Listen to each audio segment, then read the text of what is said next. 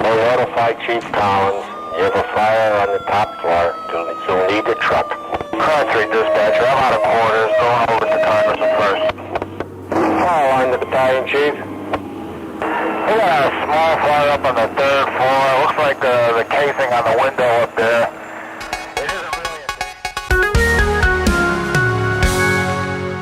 Hello, and welcome to Troy Story, a podcast for the Collar City, where we explore the history and people of Troy, New York, one conversation at a time. I'm your host, John Salka. While most of our episodes feature conversations with local voices, this is a special archive spotlight that explores a seemingly forgotten moment in Troy Fire Department history 40 years ago, in 1986. Don't worry. We have many exciting guests lined up for new episodes that will premiere later this spring. Stay tuned for more. But for now, let's turn back the clocks, starting with a quick stop in March of 2019. I, Eric McMahon, do solemnly swear to uphold the Constitution of the United States, to uphold the Constitution of the United States, the Constitution of the State of New York, the Constitution of the State of New York, and to faithfully discharge the duties of Fire Chief and to faithfully discharge the duties of Fire Chief in the City of Troy to the best of my abilities. in the City of Troy to the best of my ability. Chief, congratulations. Thank you. On March 8th, 2019, Eric McMahon was officially promoted to Chief of the Troy Fire Department, succeeding longtime Chief Tom Garrett, who retired earlier that year. McMahon assumed command of the city's professional fire service during a swearing-in ceremony at Franklin Terrace in the city's Emerald Greens neighborhood, attended by friends, family, and fellow firefighters. As you look around, you see a lot of retired firefighters and fire officers in the crowd. They have guided me, they have trained me, and they have taught me in words and in deeds on the type of firefighter that I wanted to be. Just the way that they carried themselves, just the calmness that they were able to exude, the way that they comported themselves out in the community. Gave me a guide and a goal that I wanted to strive to attain. But today, we're stepping back 4 decades to March of 1986, when the question of who would lead Troy's fire department was the subject of a closed-door meeting at City Hall. On March 6th of 1986, the Times-Union published an article by reporter Joe Pitchey. The story outlined allegations made by then Battalion Chief James Collins regarding a meeting between 3 members of the Troy Uniformed Fire Chiefs Association, the union representing the fire department's command officers, and the then city manager, John P. Buckley. Earlier that year, Fire Chief William Phoenix had announced his plan to retire, effective May 31st. The departure of Phoenix, who himself was promoted to fire chief in 1972, set the stage for one of a handful of command staff to ascend to the department's top leadership position. At the top of the civil service eligibility list for promotion were Collins, Deputy Chief Nicholas Pascucci, and Battalion Chief Edward Schultz, with one of the 3 expected to become the next leader. At the time, appointments for the police and fire departments were formally made by the Public Safety Commissioner, then George O'Connor, with confirmation from the city manager. But the city manager apparently had other ideas. With Chief Phoenix's retirement plans officially public, Buckley invited the 3 command officers to a meeting. According to Collins, Buckley asked that he, Pascucci, and Schultz step aside and forfeit their potential appointment. Why? To clear the way for Deputy Chief Thomas Nash, a 38-year veteran of the department, to take the top spot instead. But there was a problem. Nash didn't technically qualify for the job.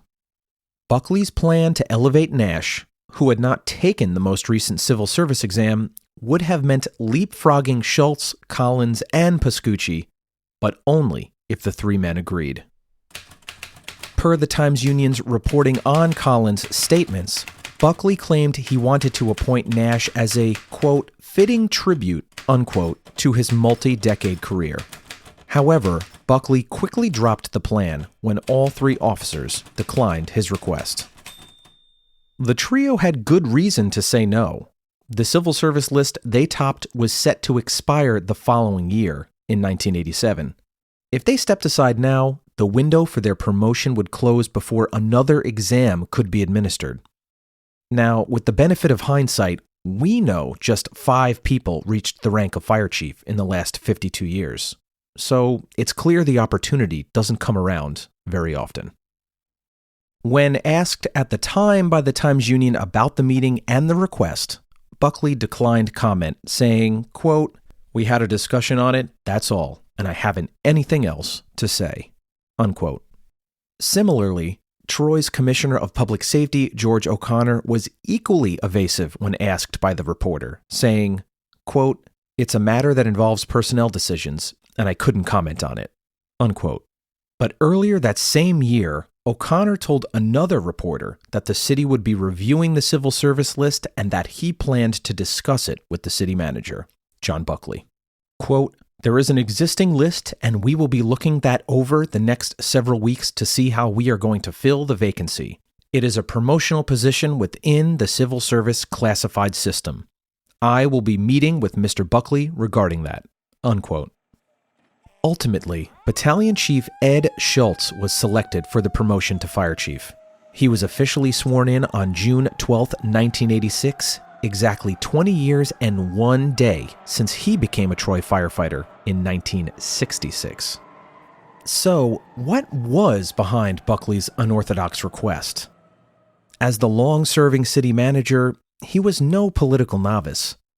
Despite how unlikely he would succeed, Buckley's hope to alter the process of selecting Troy's fire chief was a conscious decision on his part, and according to Battalion Chief Collins, something that would violate the city charter and a recently approved labor contract between the city and the Fire Officers Union. But the intrigue doesn't end there. After 14 years as city manager and a 37-year career working for Troy's government, Buckley announced his own retirement in May of 1986, effective for late June of that same year. Coming only 2 months after his attempt to influence the future of Troy's fire department, and only 4 weeks before Schultz's promotion to fire chief, the timing of Buckley's attempt to bypass the civil service list and his own subsequent retirement announcement certainly feels like more than a coincidence. But we'll let you make your own conclusions. Schultz would serve as fire chief for the next 10 years before retiring in 1996, after which then Troy Mayor Mark Pattison would appoint Thomas Garrett as chief, a job he held until 2019. Fast forward to November 2023. Then Fire Chief Eric McMahon retired after 34 years of service to the Collar City, celebrated with farewell remarks from then Mayor Patrick Madden, local officials, and McMahon himself, before a final walkout from Central Station on 6th Avenue in downtown Troy. It's been a true honor to serve under him. I've learned a lot from him, and I will miss him. And at this time, I'd like to present just a certificate of appreciation for his 34 years of service here. And I hope that you will all join me in offering our congratulations to him, our thanks for everything he has done for the city of Troy, and our best wishes.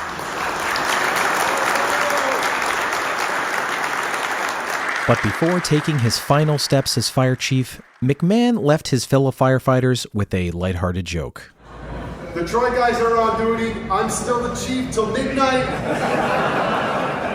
Don't make me scratch paper until, pretty please. But thank you very much, everyone.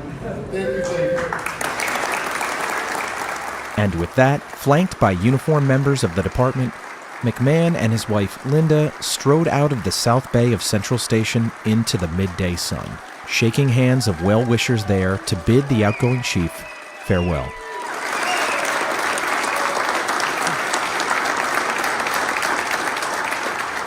McMahon was eventually succeeded by Chief Rich Salucci, appointed by then Mayor Madden in December of 2023, marking the end of one chapter and the beginning of another, moving the city's fire department forward into a new era. Thanks for listening to Troy Story, a podcast for the Collar City. If you have stories from Troy's fire department history, or if you have any insight on today's episode, we'd love to hear them. Send us a message at mail@troystorypod.com. That's mail@troystorypod.com. You can also see photos and video of the individuals featured in this episode on our website at troystorypod.com/blog. As always, love yourself, love one another, and may Pod save Troy.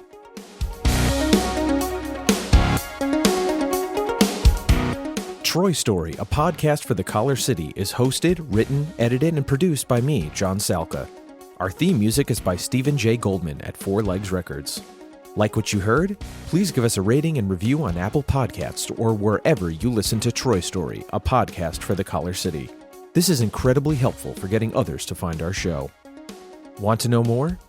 Visit troystorypod.com to see upcoming episodes, guests, and bonus content. Thanks for listening. The views or opinions expressed by guests are their own and not of the host or Troy Story, a podcast for the Collar City.